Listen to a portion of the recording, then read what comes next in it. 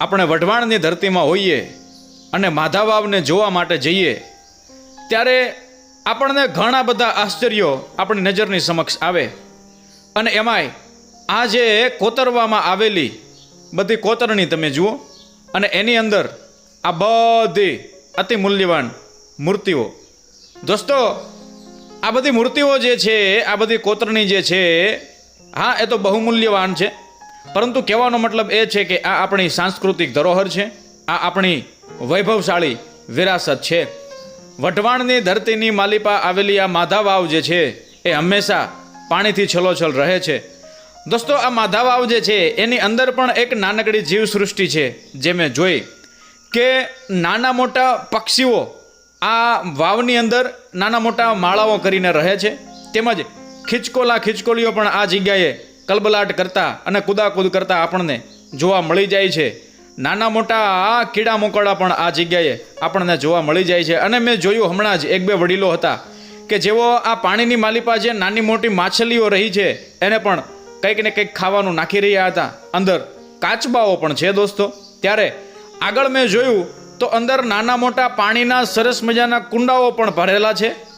તો કહેવાનો મતલબ એમ છે કે આ જગ્યાનું જે લોકજીવન છે અથવા તો આ બાજુનું જે લોકજીવન છે એ આ માધાવાવ સાથે ખૂબ જ ઘનિષ્ઠતાથી જોડાયેલું છે.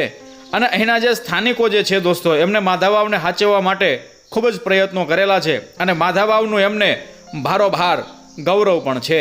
અને હોય જ, કેમ કે આ તો વિશ્વ ફલક ઉપર પોતાની આગવી એમ કહેવાય કે ઓળખ ધરાવતી આ વાવ જે છે એ આજે પણ આપણને સૌ પ્રથમ હૈયે આવે જો કોઈ પૂછે કે કોઈ સર્વશ્રેષ્ઠ વાવનું નામ જણાવો. દોસ્તો, આ માધાવાવ જે છે એનો ઇતિહાસ પણ એવો રોચક છે. કહેવાય છે કે વર્ષોના વાણા વયા ગયા પણ વાવની માલિપા પાણી આવતું નથી. ત્યારબાદ એક દંપતી જે છે એ પોતાનું સ્વેચ્છાએ બલિદાન આપે છે અને આ વાવની માલિપા પાણી આવે છે. જો કે ઇતિહાસની કડીઓ તો ખૂબ ઊંડી અને ખૂબ જ મોટી છે, પરંતુ કહેવાનો મારો મતલબ એ છે કે આ માધાવાવની અંદર તમે આવશો ત્યારે એક અલગ જ પ્રકારની શીતળતાનો અહેસાસ થશે. અને ઉપર ઉગી નીકળેલા નાના મોટા ફૂલ છોડ પણ આપણને મંત્રમુગ્ધ કરી દે તેવા છે.